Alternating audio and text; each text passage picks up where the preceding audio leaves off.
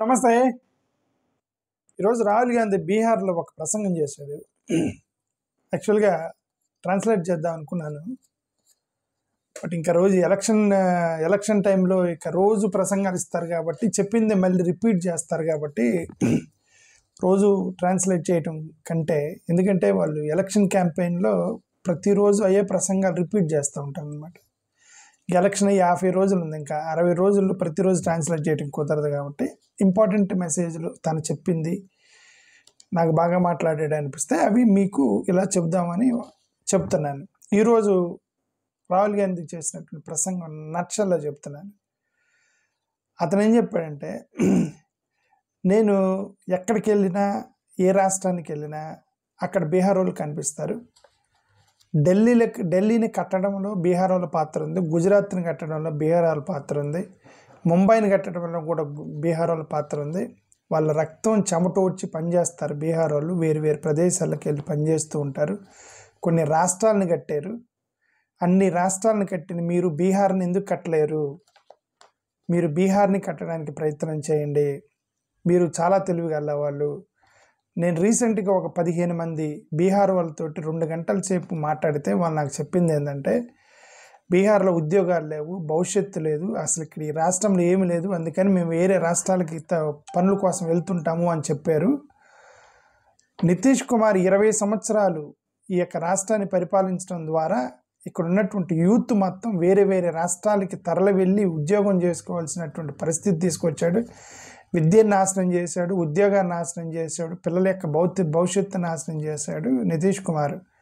కాబట్టి వీళ్ళందరూ వేరే వేరే రాష్ట్రాల్లోకి వెళ్ళి పనిచేసుకుంటున్నారు.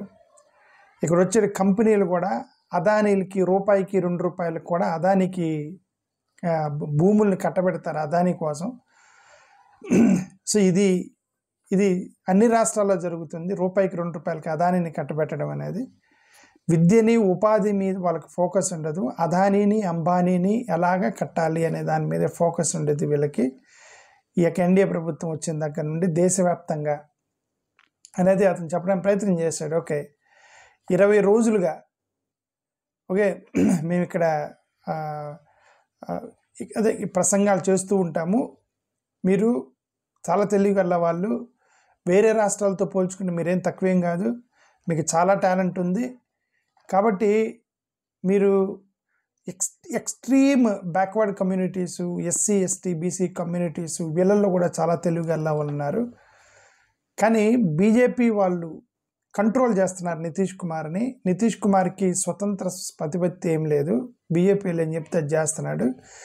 బీజేపీ వాళ్ళకి సోషల్ జస్టిస్ అనేది వాళ్ళకి ఇష్టం ఉండదు. అందుకని no social justice in BJP dictionary అని ప్రసంగించడానికి ప్రయత్నం చేశాడు రాహుల్ గాంధీ. ఓకే, నేను క్యాస్ట్ సెన్సస్ చేయమంటే మోడీ గారు ముందు నేను చేయను అన్నాడు, మీరు అర్బన్ టెర్రరిస్టులు అన్నాడు. తర్వాత మళ్ళీ అతనే క్యాస్ట్ సెన్సస్ చేయడానికి ముందుకు వచ్చాడు. ఎందుకంటే ప్రజా తిరుగుబాటు వచ్చిందని తనకు అర్థమైందని ముందుకు వచ్చాడు.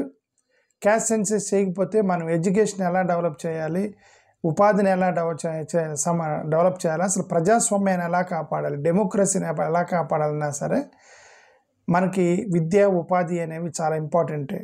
దాని గురించి మాట్లాడడానికి అతను ప్రయత్నం చేశాడు. ఓకే, బీజేపీ కానీ నరేంద్ర మోడీ కానీ వాళ్ళ యొక్క సోషల్ జస్టిసు, క్యాస్ట్ రిలేటెడ్ న్యాయము అనేది వాళ్ళు చెయ్యరు అని చెప్పడానికి ప్రయత్నం చేశారు. ఓకే, డబ్బులు లేకుండా విద్య అనేది బీహార్లో కుదరదు. ఏ కాలేజీకి వెళ్ళినా, ఏ యూనివర్సిటీకి వెళ్ళినా వేల కోట్ల రూపాయలు డబ్బులు ఖర్చు పెట్టి చదువుకోవాల్సి వస్తుంది. ఎడ్యుకేషన్ అనేది ఫ్రీగా ఉండాలి, కానీ ఎడ్యుకేషన్ డబ్బులు కమ్మేసుకుంటున్నారు వీళ్ళు అని చెప్పేసి బీహార్లో నితీష్ కుమార్ యొక్క గవర్నమెంట్ని అతను విమర్శించాడు. మోరోవర్ ఎగ్జామ్స్ మీరు చాలా కష్టపడతారు, రోజంతా కష్టపడి ఎగ్జామ్స్కి వెళ్తే చివరికి పేపర్ లీక్ అయిపోయింది. డబ్బులు ఉన్నవాడు కొనుక్కుంటాడు పేపర్, ఏం చదవనవాడు డబ్బులు పెట్టి పేపర్ కొనుక్కుంటాడు. కష్టపడి చదివిన మీకు ఉద్యోగాలు రావు. బీహార్ మొత్తం కూడా పేపర్ లీకేజీల మీదే ఉంది అని చెప్పడానికి అతను ఒక ప్రయత్నం చేశాడు. ఓకే, అంతేకాకుండా మీరు మీ సెల్ ఫోన్లు వెనక పక్క చూడండి, అక్కడ మేడ్ ఇన్ చైనా అని ఉండిద్ది. ఎందుకు మేడ్ ఇన్ చైనా అని ఉండాలి? మీ ల్యాప్టాప్లు, మీ ఫోన్లు మొత్తం కూడా మేడ్ ఇన్ చైనా ఎందుకు ఉండాలి? మేడ్ ఇన్ బీహార్ అని ఉండాలి కదా. కానీ అన్నిటి మీద మేడ్ ఇన్ చైనా ఉండద్ది. చైనా నుంచి, కొరియా నుంచి, జపాన్ నుంచి ప్రొడక్ట్స్ తెచ్చుకుంటారు. అవి ఎందుకు తెచ్చుకోవాలి? ఇక్కడ మేడ్ ఇన్ బీహార్ మీరే ఇక్కడ తయారు చేసేటువంటి మీ అంత ఆ విధంగా డెవలప్ అవ్వాలి. వేరే దేశాల మీద ఎందుకు మనం డిపెండ్ అవ్వాలి? వాళ్ళు ఎందుకు వస్తారు? ఇక్కడ జపాన్ వాళ్ళు ఎందుకు వస్తున్నారు? ప్రపంచం వ్యాప్తం నుంచి జపాన్ వాళ్ళు మన దగ్గరకు వస్తున్నారు ఎందుకు అంటే మా బీహార్లో తెలివి ఉంది కాబట్టి వాళ్ళు వస్తున్నారు. మన నాలెడ్జ్ని తీసుకెళ్ళిపోయి made in China, made in Japan అని పెడుతున్నారు. మీరే ఇక్కడ చాలా తెలివిగా వెళ్ళాలని చెప్పడానికి అతను ప్రయత్నం చేశాడు. ఓకే, ఇంకా అదాని ఈ యొక్క ప్రభుత్వం మొత్తం కూడా అదానీ అంబానీ నడపడానికి ప్రయత్నం చేస్తున్నారు. ఈ దేశం మొత్తం అదానీ అంబానీ చుట్టూ తిప్పుతున్నారు. నేను రీసెంట్గా ఒక టీవీ చూశాను. ఆ టీవీలో ఇప్పుడు యమునా రివర్ ఉంది కదా, యమునా రివర్ని కనీసం మనం ముట్టుకోవడానికి కూడా లేదు, అంత డట్టిగా ఉంటాయి. దాంట్లో చాట్ పూజ మనం చేయాల్సి వచ్చింది. నరేంద్ర మోడీ గారింటికి మాత్రం క్లీన్ వాటర్ యొక్క పైప్ వేశారు. నరేంద్ర మోడీ గారింటికి నరేంద్ర మోడీ గారు వచ్చి యమునాజీ అని అంటున్నారు. యమునాజీ అంటారు. యమునాజీ అని ఏదో రెస్పెక్ట్ ఉన్నట్టుగా అంటాడు. యమునాజీ అంటానికి అది మనిషి కాదు, అది ఒక పాండ్. యమునా రివర్ అది ఒక పాండ్. అది ఆ రివర్ని యమునాజీ అని డ్రామాలు ఆడతాడు, నటిస్తాడు నరేంద్ర మోడీజీ అని అతను ప్రసంగించడానికి ప్రయత్నం చేశాడు. ఓకే, ఇక్కడ అంబానీ అదానీల కోసమేమో బీజేపీ పనిచేస్తూ ఉండిద్ది ఏదో రాశాడు. ఓకే, ప్లస్ ధరలు కూడా మనకి విపరీతంగా పెరుగుతూ ఉంటాయి. ఎందుకు మన ధరలు పెరుగుతున్నాయంటే ఈ వ్యాపారస్తులు మొత్తం కూడా చిన్న చిన్న వ్యాపారాలు మొత్తాన్ని తొక్కేస్తే ఈ అదానీ అంబానీలకు పెట్టేస్తారు. వాళ్ళు విపరీతంగా ధరలు పెంచేసుకుంటూ పోయారు కాబట్టి దేశం మొత్తం సర్వనాశనం అయిందని చెప్పడానికి ప్రయత్నం చేశాడు. ఓకే, ఈ బీహార్లో ఉన్నటువంటి చాలా ల్యాండ్ని అదానీలకు ఇచ్చాడు, అంబానీలకు ఇచ్చాడు. మేము ల్యాండ్ బిల్లు మేము తీసుకొస్తే దాన్ని నరేంద్ర మోడీ గారు ఆ ల్యాండ్ సేఫ్టీ బిల్లు అయితే తీసుకొస్తే దాన్ని క్యాన్సిల్ చేశారు. డిమానిటైజేషన్, జిఎస్టీ లాంటివి తీసుకొచ్చేసి మనకి చాలా దానివల్ల ఎక్కువ ధర పెరిగిపోయింది.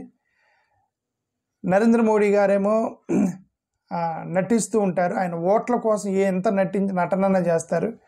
ఇప్పుడిప్పుడుగా మీరు డ్యాన్స్ వేయండి, మేము ఓట్లు వేస్తామంటే ఈ స్టేజ్ మీదకి వచ్చి డ్యాన్స్ కూడా చేస్తాడు. మీరు ఓట్లు వేస్తామంటే ఏదైనా చేస్తాడు మోడీ గారు అని చెప్పి అతను చెప్పడానికి ప్రయత్నం చేశాడు. ఓకే, ఇంకా ఇప్పుడు మీరు ఏ రాష్ట్రాలు చూడండి ఓట్లు చోరీ చేశారు. హర్యానాలో, మహారాష్ట్రలో, కర్ణాటకలో ఎక్కడ చూసినా సరే ఓట్లు చోరీ చేశారు. కాబట్టి మీరందరూ జాగ్రత్తగా ఉండాలి. ఇక్కడ బీహార్లో కూడా ప్రయత్నం చేశారు. ప్రయత్నం చేస్తే మీరు బీహార్ని కాపాడారు మీరందరూ కలిసి. సో బీహార్ యొక్క ప్రజల్ని ఆయన అండర్ ఎస్టిమేట్ చేస్తున్నారు. కులాలు మతాల పేరుతోటి విద్వేషాలు రాగొడుతున్నారు. గతంలో ఓబీసీలు, దళితులు, ఆదివాసీలు వీళ్ళందరూ సమానమే, వాళ్ళలో తేడా లేదు, ప్రతి ఒక్కరు కూడా భారతీయుడే. కానీ వాళ్ళ మధ్య విద్వేషాలు రాగొడతారు. క్రిస్టియను, ముస్లిము అందరూ సమానమే, ప్రతి ఒక్కరు భారతీయులే, కానీ వాళ్ళ మధ్య గొడవలు పెట్టడానికి ప్రయత్నం చేస్తారు. కాబట్టి ఏ ప్రభుత్వం అయినా సరే అన్ఎడ్యుకేషన్ మీద మనం కరెక్ట్గా పనిచేసి అందరికీ చదువు చెప్తే ద బెస్ట్ యూనివర్సిటీస్ని బీహార్లో తీసుకురావాలి. నలందా యూనివర్సిటీ లాంటిది బీహార్లో ఉంది. విదేశాల చైనా, జపాన్, కొరియా నుంచి వచ్చిన నలందా యూనివర్సిటీలో చదువుకుంటారు. నలందా యూనివర్సిటీ బీహార్లోనే ఉంది. ఓకే, టాప్ ఇంటలెక్చువల్ పీపుల్ మొత్తం కూడా బీహార్ వస్తూ ఉంటారు. మేము అధికారంలోకి వస్తే టాప్ ఎడ్యుకేషన్ని బీహార్లో తీసుకొస్తాము. అమెరికా, జపాన్ కంటే కూడా బెస్ట్ యూనివర్సిటీలకి ధీటుగా బీహార్లో యూనివర్సిటీలు డెవలప్ చేస్తాము, ఎడ్యుకేషన్ మీద మేము ఫోకస్ చేస్తాము అనేది అతను ప్రసంగం ఇచ్చాడు ఈరోజు. ఓకే, అదే ఇంకా మనం ఎకానమీని పెంచాలి. అదే మొత్తం చెప్పాడు. ఎడ్యుకేషన్, ఉపాధి ఇదంతా గురించి చెప్పుకుంటూ వచ్చి ఇప్పుడు మీకే వదిలేస్తున్నాము. మేము నిజాయితీగా మాట్లాడుతున్నామా లేదా నరేంద్ర మోడీ గారు నిజాయితీగా మాట్లాడుతున్నారా మీరు తేల్చుకోండి. బీహార్ ప్రజలారా మీరు తేల్చుకోండి. మేము చాలా ఆనెస్ట్గా మాట్లాడుతున్నాము. మీరు ఇక్కడ ఉన్నటువంటి స్టేజ్ మీద ఉన్నటువంటి వాళ్ళ మొత్తానికి మీరు ఓట్లేసి గెలిపించండి. ఓట్లేసి గెలిపిస్తే మీ భవిష్యత్తును చూసుకునే బాధ్యత మాది అనేది ఈరోజు రాహుల్ గాంధీ చేసినటువంటి ప్రసంగం నట్షల్లో 20 నిమిషాలు మాట్లాడాడు. మరి నేను ఎన్ని నిమిషాలు, నేను ఒక 10 నిమిషాలు ఏం మాట్లాడినట్టున్నా. నట్షల్లో బ్రీఫ్గా that's what Rahul Gandhi said. ఫైనల్గా ఏ ప్రసంగం ఇచ్చినా ఫైనల్గా ఒకటి మాట్లాడతాడు, రాజ్యాంగం చూపిస్తారు. కాబట్టి ఈరోజు రాజ్యాంగం పుస్తకం చూపించాడు. ఈ రాజ్యాంగాన్ని ధ్వంసం చేయడానికి ప్రయత్నం చేశారు, ఓట్లు దొంగతనం చేయడానికి ప్రయత్నం చేశారు.